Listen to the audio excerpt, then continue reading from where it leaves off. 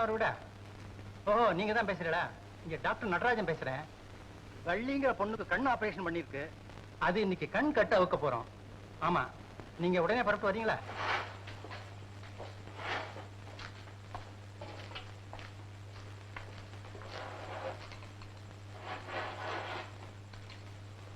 வள்ளி, உனக்கு கண் கட்ட அவுக்க போறேன். இன்னும் கொஞ்ச நேரத்துல நிச்சயமா நீ இந்த உலகத்தை பார்க்கலாம். நர்ஸ்,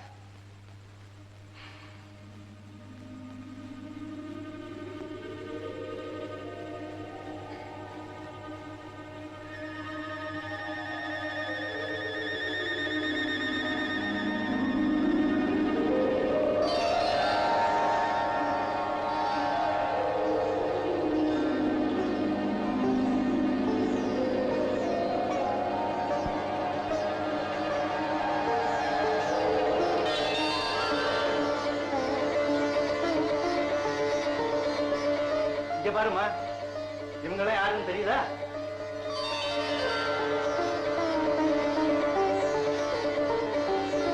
வள்ளி, வள்ளி, வள்ளி.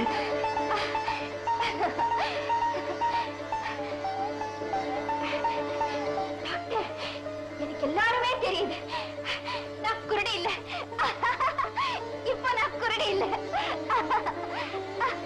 எல்லாரையும் பார்க்கலாம். ஆமா, என் வடிவு எங்க? டாக்டர், என் வடிவு எங்க?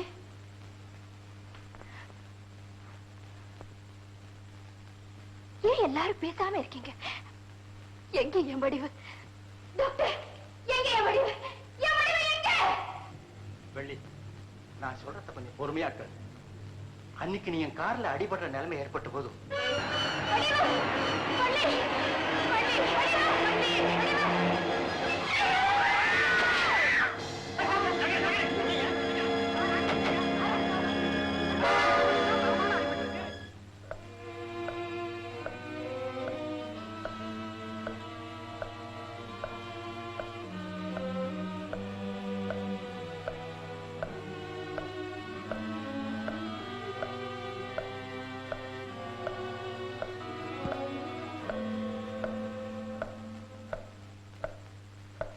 வடிவை எப்படியாவது காப்பாத்திடணும்னு நாங்க படாத பாடுபட்டோம். ஒரு கடிதத்தை என்கிட்ட கொடுத்துட்டு அவ இறந்துட்டான்.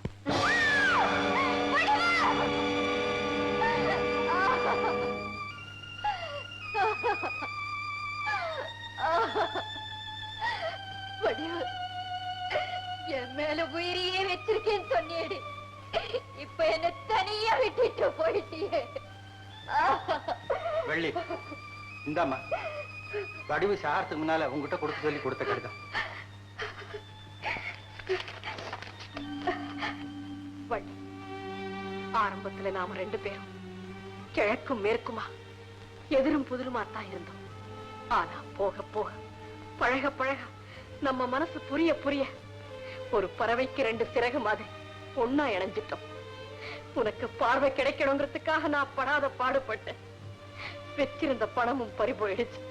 தெய்வம் நம்ம ரெண்டு பேரையும் பிரிச்சு வச்சிடுச்சு. குமிரி வெடிச்சு கோயிலையும் தெய்வத்தையும் பழிச்சு வெறி பிடிச்ச பைத்தியக்காரி மாதிரி உன்னை தேடி தேடி அலைஞ்சு.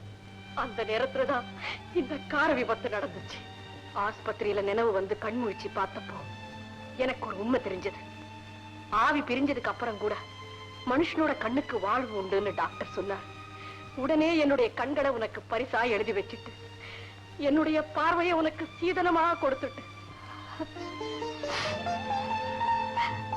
வள்ளி, அழாதே. பிறப்புல பேதம் இருந்தாலும் வளர்ப்புல குறை இருந்தாலும் நினைப்புல நியாயம் இருக்கணும், செயல்ல தியாகம் இருக்கணும்ங்கிறத நிரூபிக்கிறதுக்காகத்தான் இத்தனை காலம் நான் வாழ்ந்தேன். இது முதல்ல எனக்கு தெரியாமத்தான் தெய்வத்தை நிந்திச்சேன். அது தப்புன்னு உணர்ந்துட்டேன். இப்பதான் என்னுடைய வாழ்க்கை பரிபூரணமாச்சு. நீ உன் புருஷனோட பல்லாண்டு காலம் வாழ்றத, உனக்கு பிறக்க போற குழந்தைக்கு நீ ஆசை முத்தம் கொடுக்கறத உன் மூலமா என் கண்ணால நான் பார்க்கிறேன்.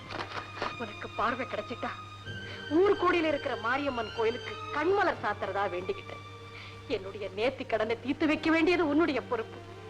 தீர்த்து வைக்கிறியா வள்ளி? இதோ பாரு வள்ளி, இனிமே நீ அழக்கூடாது. என்னடா பழைய வடிவு மாதிரி பேசுறாளேன்னு பாக்குறியா?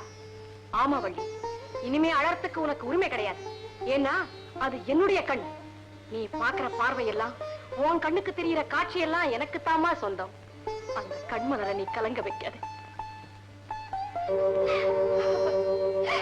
வடிவு, என் வாழ்க்கைக்காக உன் உயிரையே கொடுத்துட்டேனே.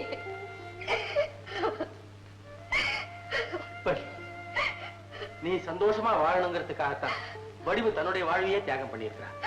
இப்படி நீ அழுதுகிட்டே இருந்தியானா அவளுடைய ஆத்மா சாந்தி அடையுமா? தாயே மாரியம்மா, இந்த ஏழைக்கு கண் வரணும், நல்ல வாழ்வு கிடைக்கணுங்கிறதுக்காக தன் உயிரையே காணிக்கையா கொடுத்தா என் வடிவு. அவிருப்பப்படி உனக்கு செலுத்த வேண்டிய கண்மலரை நான் செலுத்திட்டேன். இப்போ இப்போ நான் ரொம்ப சந்தோஷமா இருக்கேன். வள்ளி, சந்தோஷமா இருக்கிறேன்னு சொல்லிட்டு ஏன் இப்படி அழகு? இல்லைங்க, நான் சந்தோஷமா வாழ்றத பார்க்க என்னை வாழ வச்ச வடிவு இல்லையே.